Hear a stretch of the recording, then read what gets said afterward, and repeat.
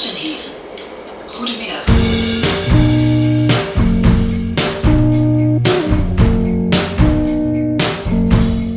Hoi hoi, hello and welcome to the Meet Maastricht podcast.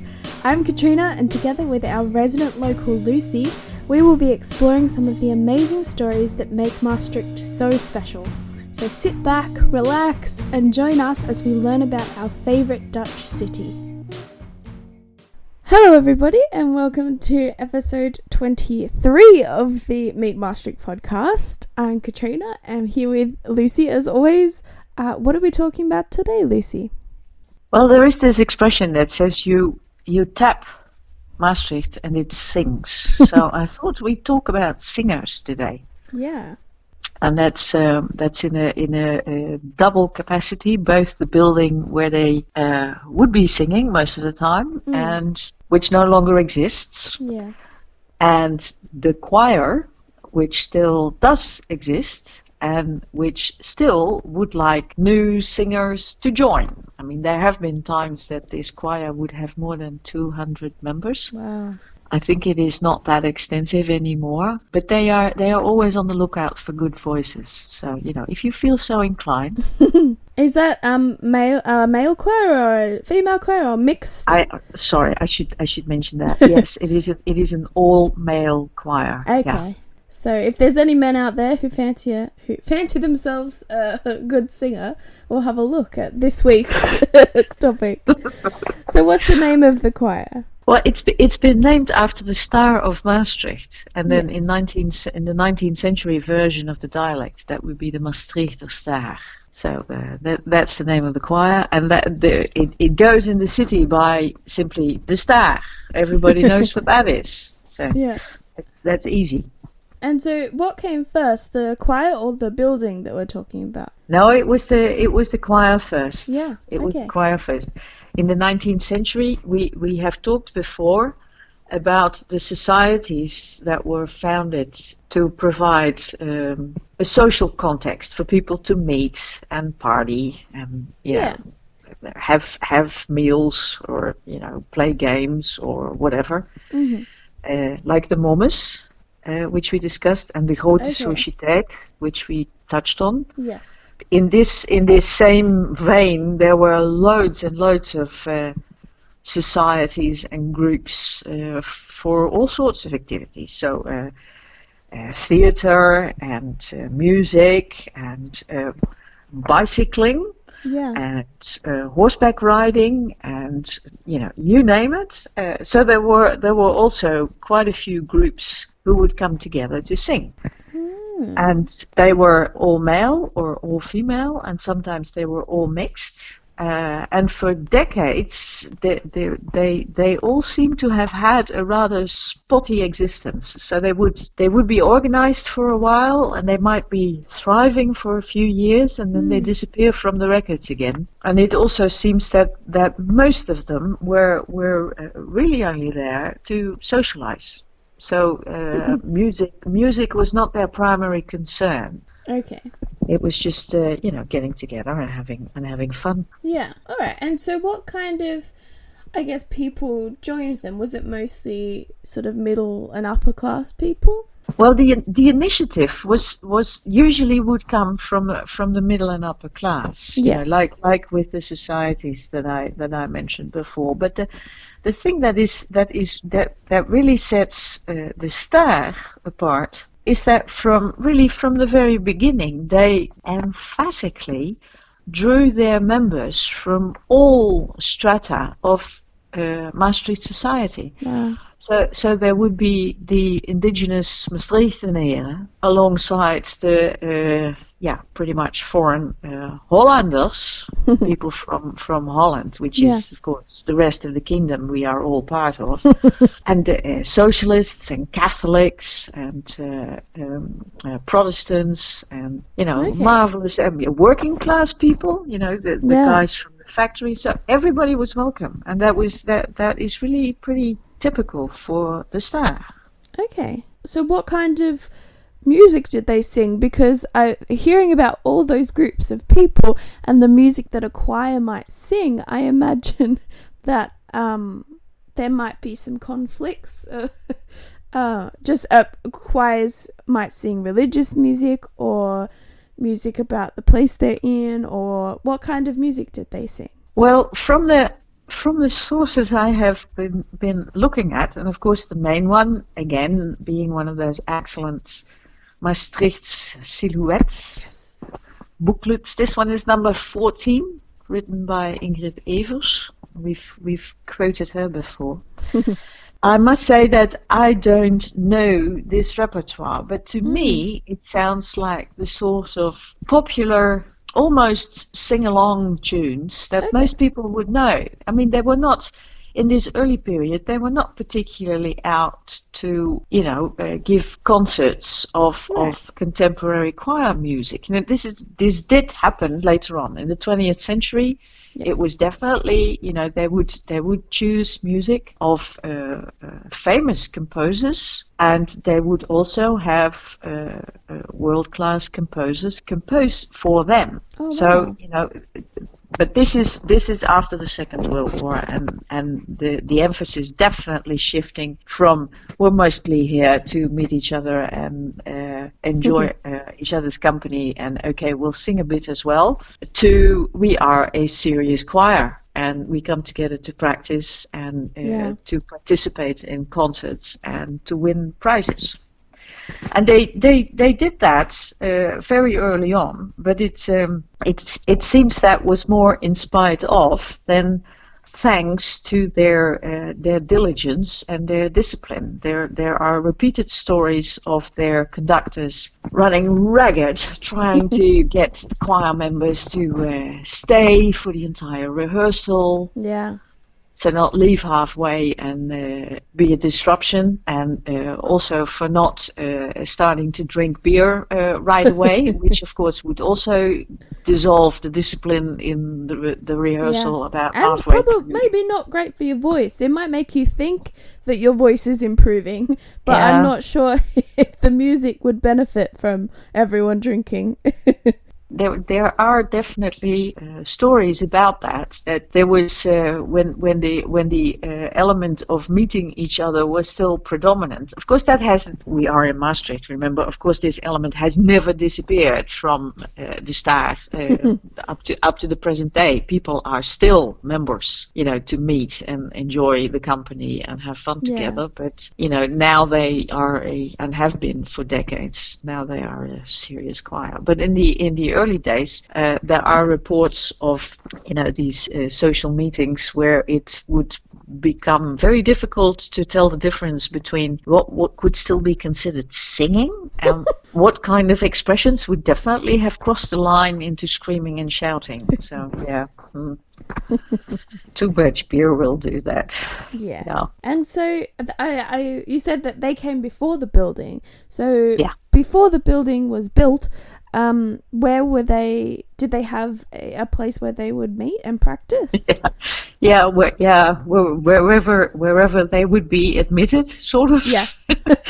So these are this sounds like really despondent or even desperate searches for space wherever in the city, and it's and quite a few of those places don't exist anymore. But it's.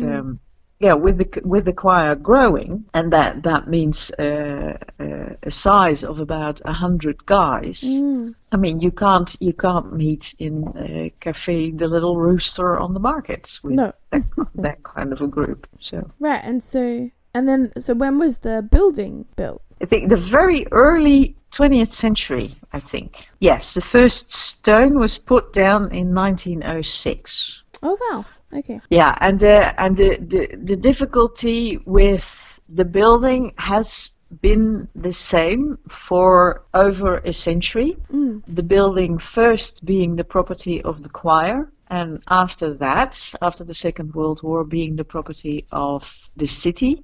Okay. It was absolutely impossible to not run it at a loss. And both the choir and the city have tried to do all they could think of to, make it financially viable. and the early efforts would concentrate on using the building for all sides of things. I mean, it would also be used to go roller skating, as long as the roller skates were not didn't have metal wheels, because the floor was of wood, so they didn't appreciate you tearing around there on metal roller skates. Yeah. Which makes you wonder what the wheels were made of then, the ones that were allowed. But it's the building had facilities like a kitchen and a bar, and of course the idea always was that those facilities would keep the entire venue afloat, and that never really worked, except for a few instances. And when it was taken over by the city, the original building was torn down, and in the 1950s a new building was built, and that was not intended as a multi-purpose building, but very much as a concert hall, and that also kept just chalking up the losses. Yeah. But at least there, the music came first. So, the dimensions and the stage and the facilities, and most important of all, of course, the acoustics. Yeah. And when the choir started making recordings in the 1950s and 60s, of course, that was very important. The fact that there was that the acoustics were good, and also that there was a soundproof studio in the building as well. So where was the building? Oh, yes. Detail. Yeah.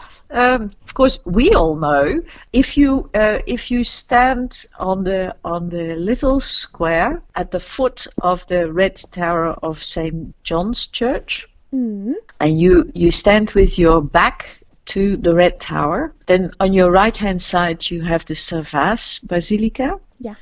And on your left-hand side is the spot where the Staargebouw used to stand in both its iterations. The one with the Jugendstil facade that the entire city collectively loathed.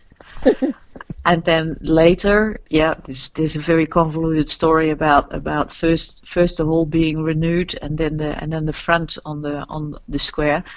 But the new front was a sort of modern version of a classicist front, which fits perfectly in the other buildings around that little square. Was that was the first one with the big round egg thing at the front? Yeah. Is that the one that everyone hated? Yeah. Oh, I thought that was quite nice.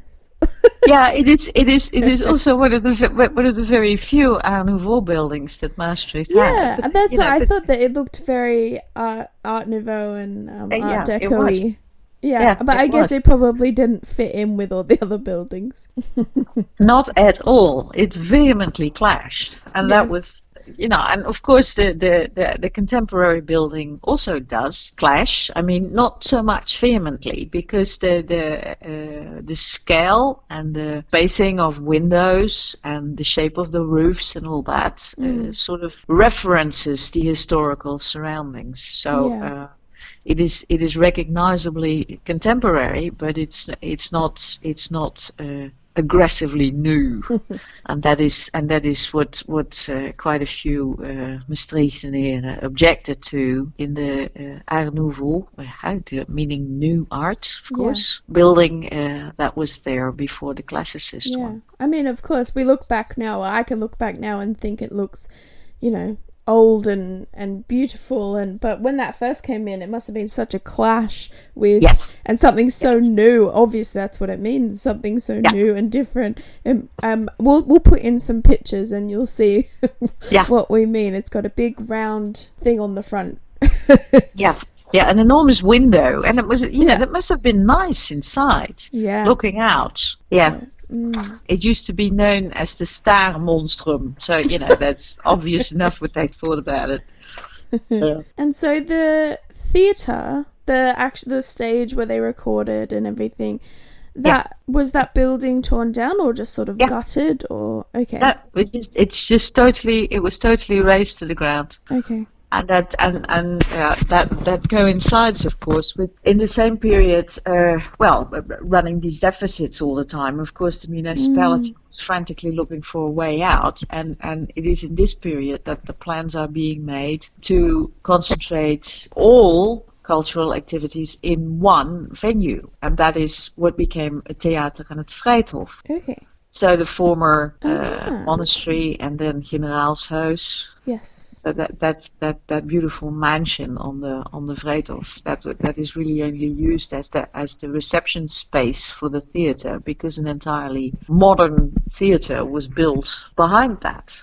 If you haven't been there yet, you should go. It is one of those beautiful red velvet cocoons, and it's it's just a lovely room to sit in anyway. And of course it's contemporary style and quality. It's just that it'll be weird for a while because of Corona.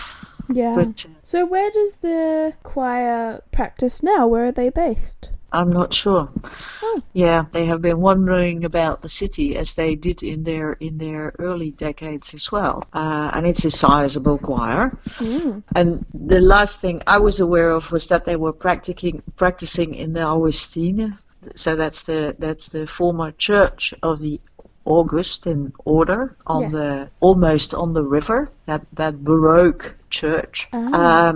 But they have left that quite some time ago, and I think they were then practicing in the Cumulus building across the river. Okay. That's a former school in Wiek. It is right next to the Wilhelmina Bridge, the new bridge. When you are crossing over, it is on your right-hand side. But that building is also being left or sold by the municipality, and I have no idea where the Staar has gone now. Yeah. So if any of our listeners would know, or because I checked their website, and because of course they have a website and a Facebook page and all that, so you can find them online. Yes. And see what they're up to now. And I may have not looked carefully enough. That is well, I imagine it's hard to find this place for quite a large choir, especially at the moment when you have to stand 1.5 meters away from each other. You might need a football pitch for for your big choir. Yeah. To have enough space. Yeah. And of course it also means there are no concerts now, and there are no contests, although the big contests have pretty much gone out of style before the Second World War, more or less.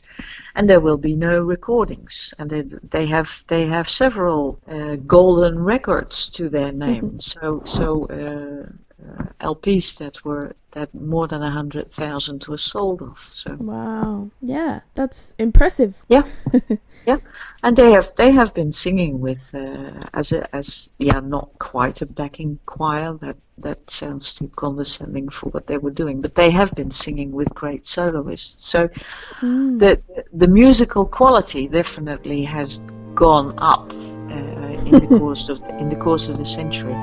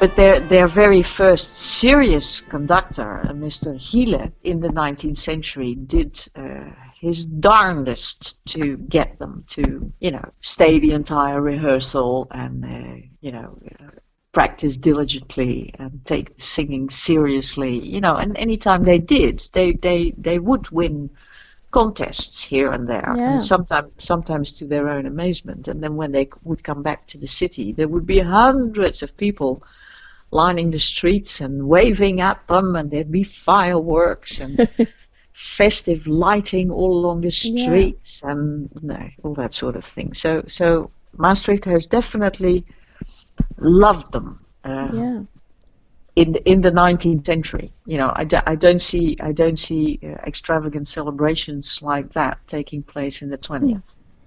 No, what are they? Do you know if they have done things for Carnival? Yeah, that's the social part of things. Yeah.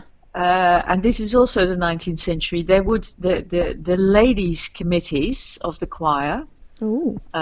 Because of course most of these men would be married and have families, and then and then the ladies would organize stuff for the children, and they would organize things for Carnival. Yes, definitely.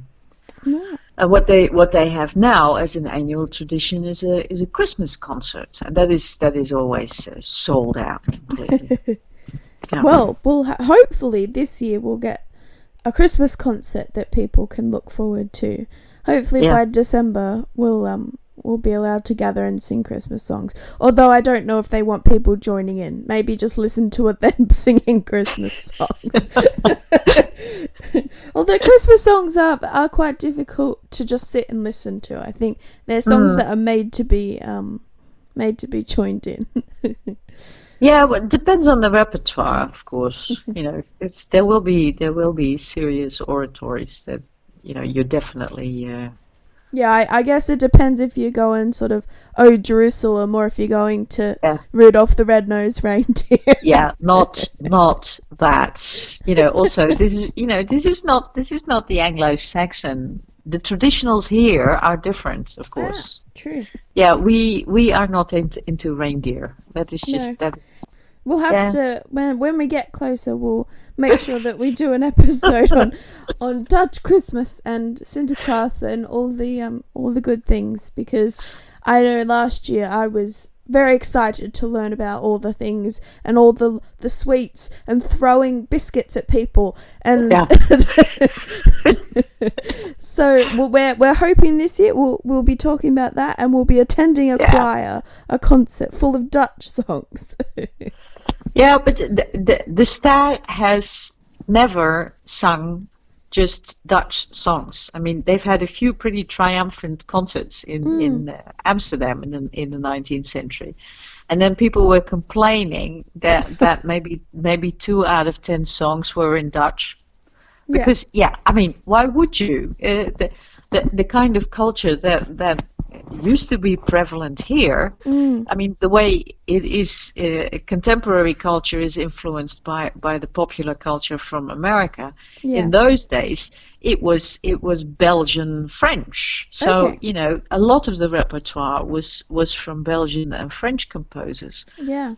And then even if they were singing German pieces, which to a Maastricht mouth are not so very difficult. I mean, we manage those sounds without too much difficulty. Yes. But then they would still be in the program with their French titles. I mean, like for quite some time, culture here was francophone to a large extent. And do you know if they ever sung in dialect? Because I know when we've spoken about like Momus, and they made a real effort to make sure that they did things in dialect. Yeah, there is a famous instance of them winning the first time they participated in a contest, or it was the first time they actually won a contest. And this was in Holland, I think in Amsterdam. And then they were asked to sing as an encore the anthem of Limburg. Okay. But the choir was so over the moon, and that no discipline could be exerted over them by the conductor. They sang a popular dialect song, which is totally, the words are totally silly. And, I had to laugh out loud when I read it. But no one in Amsterdam, I'm sure, understood what they were saying, but they recognized the melody. Yeah. Because that was by a classical composer. So they, and then the applause raised the roof again. And it's just entertaining, that sort of stuff. Well, are there any little stories you'd like to add, Lucy? I think for now this is quite enough. Go and find them on the internet and look at their repertoire and at the records. And for those of you who feel like singing with the men of Maastricht, consider joining them. It is they have never forgotten or neglected their roots as also a social society, a place to meet and make friends and enjoy yourself. Yeah. Well, I'll definitely try and put links to their website and social media and put some music in as well. And hopefully soon we'll be able to see them in person if we are so inclined. We wish them well.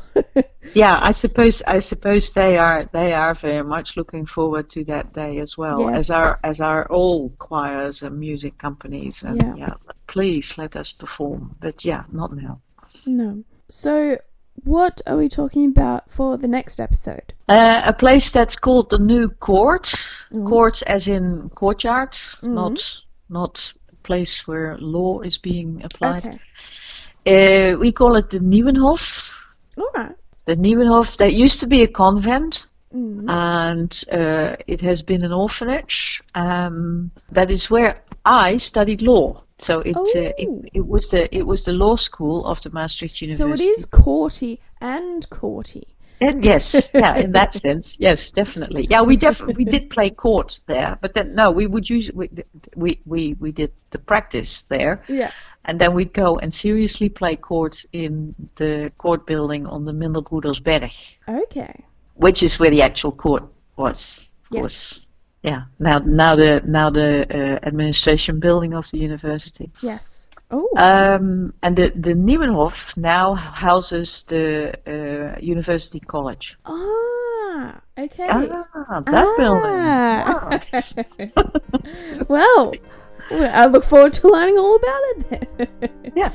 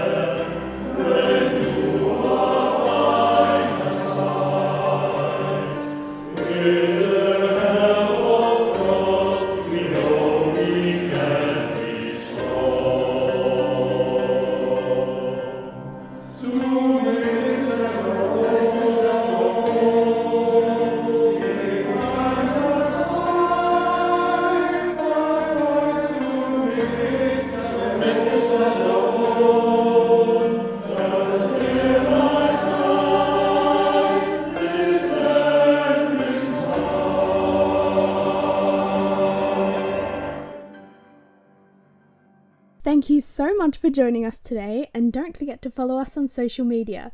You can find us on Facebook by searching Meet Maastricht and on Instagram at @meet_Maastricht. If you would like to learn more about us, you can also visit our website at meetmaastricht.eu, where you can buy tickets and subscribe to our monthly newsletter so you're always up to date. Thanks again, and tune in next time to learn more about our beautiful city.